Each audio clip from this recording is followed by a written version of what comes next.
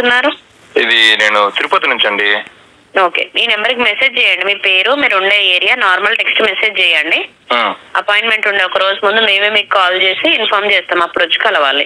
అవునా, ఎంత అండి వేణుస్వామి గారికి అపాయింట్మెంట్ కి? ఒకరికి 10,000 అండి. డేట్ ఆఫ్ బర్త్ టైం ఉండాలి. అవునా, 10,000 అండి? అవునండి.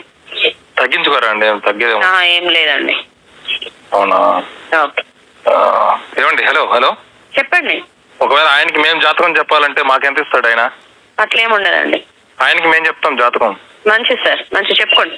అదే చెప్తాను. ఫోన్ చేయకండి అలాంటప్పుడు. నాకు వాట్సాప్ చేయమని చెప్పండి. వాడిని అవసరం లేదు, నేను ఎందుకు చేస్తా భయ్? ఫోన్ చేసిన నువ్వు ఫోన్ చేసింది నాకు, నువ్వు చేసినావు ఫోన్, నేను చేయలేదు. జాతకం నాకు అవసరం లేదు. కాబట్టి నువ్వు చేసినవరా భయ్? జనాలకి ఎవరు అవసరం లేదు. ఏదో పెళ్లి చేసుకుంటే వాళ్ళ బతుకులు ఆడుకుంటున్నాడు వాడు. ఇప్పుడు ఎవడాడుకున్నాడు? ఇప్పుడు ఏం వాస్తవము? ఒక జరిగిందా లేదా? మరి మొన్న జగన్ గెలుస్తాడు, పటాపంచులు ఓడిపోయింది ఒకటే మాట్లాడుకుంటున్నారు. మరి అంతకుముందు సమాచారం ఆలోచన విడిపోతారని చెప్పింది, జరిగిందా లేదా? నేను నీ జాతకం కూడా చెప్తున్నా. అతి త్వరలో నువ్వు నా జాతకం చెప్పిన అతి త్వరలో నీ ఉద్యోగం ఊడిపోబోతోంది వాడి దగ్గర. Congratulations, thank you. నువ్వు వస్తావా? నేను జాతకం చెప్పేవాడిని, వాళ్ళ అంటే నేను చెప్పా జాతకం. అసలు తెలుస్తలేదు.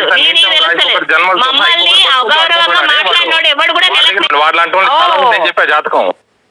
విన్నారు కదండి, శుభమ్మ అని నాగచైతన్య శోభిత మ్యారేజ్ చేసుకుంటుంటే మధ్యలో ఇలాంటి వాళ్ళు పుల్లలు పెట్టడం అంత అవసరమా చెప్పండి? నాగచైతన్య సమంత లవ్ చేసి మ్యారేజ్ చేసుకున్నట్లు మనందరికీ తెలుసు. వాళ్ళిద్దరి మధ్య ఎలాంటి గొడవలు జరిగాయో వాళ్ళ ఫ్యామిలీస్కి మాత్రమే తెలుసు. సో అందుకే విడిపోయారు.